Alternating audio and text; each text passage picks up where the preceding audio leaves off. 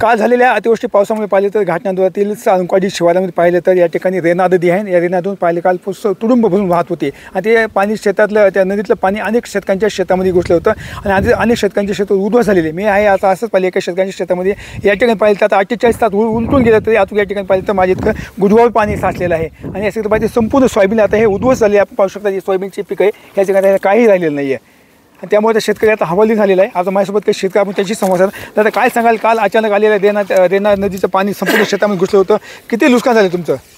साहेब तसं पाहायला गेलं तर पाऊस हा अचानक पाऊस आलेला आहे आणि ही जी परत दाखवली तुम्हाला ही जी पाऊस आहे आणि शेतामध्ये आत्ता जवळपास 48 तास होऊन गेलं तर शेतामध्ये गुडघाभर पाणी आहे आणि ह्या काही सोयाबीन बघा, ह्या सोयाबीनमध्ये काही सुद्धा राहिलेलं नाही. आता सगळं नासून गेलेलं सोयाबीन आहे ह्याच्यामध्ये. या ठिकाणी पंचनामा वगैरे कोणी आलं तर? पंचनामा करायला आत्तापर्यंत कोणीच आलेलं नाही. तर आत्तापर्यंत कोणीच आलेलं नाही.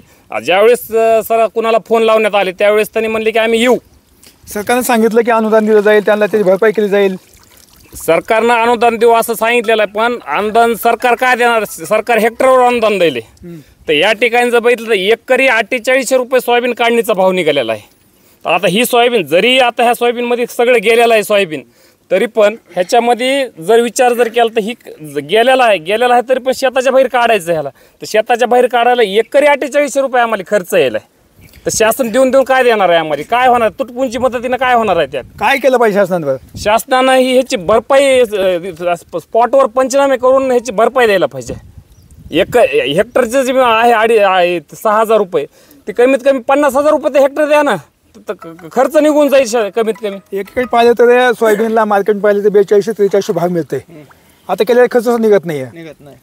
कमीत कमी भाव कमीत कमी 7-7.5 हजार तर भाव पाहिजे सध्याच्या पोझिशनला. असलं नुकसान भरपाईमुळे आणि कंपल्सरी भाव तेवढा पाहिजे. आता ह्याच्यात रब्बी सुद्धा येणार नाही. रब्बीला वापस व्हायला नाही म्हणत 2-2.5 महिने लागते वापस व्हायला. त्यावेळेस रब्बीचं कार उलटून गेलेलं असते. त्यामुळे नुकसान भरपूर झालेले. आता 2 सुग्या गेलेली, सोयाबीन तर गेलीच आणि रब्बीची पण सुगी गेलेली आहे ह्याच्यात. तर काय मागणी करणार? 2 दिवसापूर्वी राज्याचे मुख्यमंत्री दोन्ही उपमुख्यमंत्री बीड जिल्ह्यामध्ये आले होते. त्यांनी अनेक पिकांची पाहणी देखील केली होती, आश्वासन दिलं होतं शेतकऱ्यांना. कसं आहे, मुख्यमंत्री उपमुख्यमंत्री रस्त्याच्या कडेला कुठे वेळ फोटो काढायचं, अनुदान देऊन काही देऊ म्हणायचं. हेक्टरी कमीत कमी एकरी 50 रुपये शेतकऱ्याचं नुकसान झालेलं आहे. लोकांना याजन पैसे काढून खातं वेळ उधार आणि त्या औषधवाला दुकानवाला 2 रुपये शेकड्याने पैसे लावून औषध दिले लोकांना. एकरी तुम्हाला सांगतो कमीत कमी 50 रुपये हेक्टरी शासनामध्ये द्यायला पाहिजे, कारण शेतकऱ्याला काहीच झालं राहिलं नाही. सांगून तुम्हाला मी सोयाबीन अक्षरशः नासून गेले.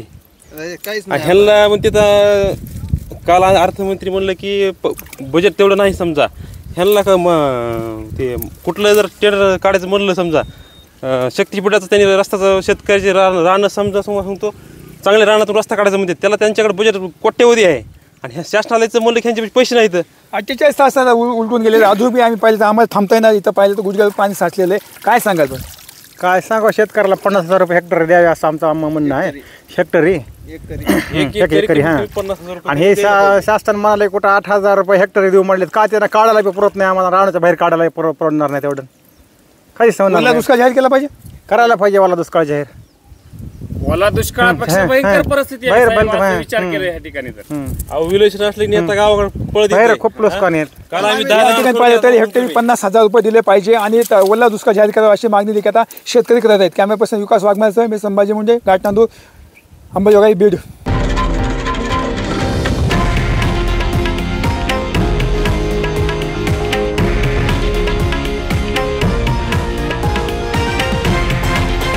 हे आहे देशातील नंबर 1 न्यूज नेटवर्क आणि आपण पाहत आहात TV9 मराठी, एकमेव.